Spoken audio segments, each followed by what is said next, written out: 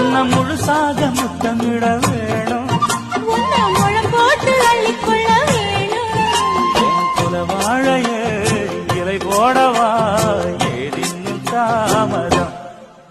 அடி நீ நான் பொண்ணு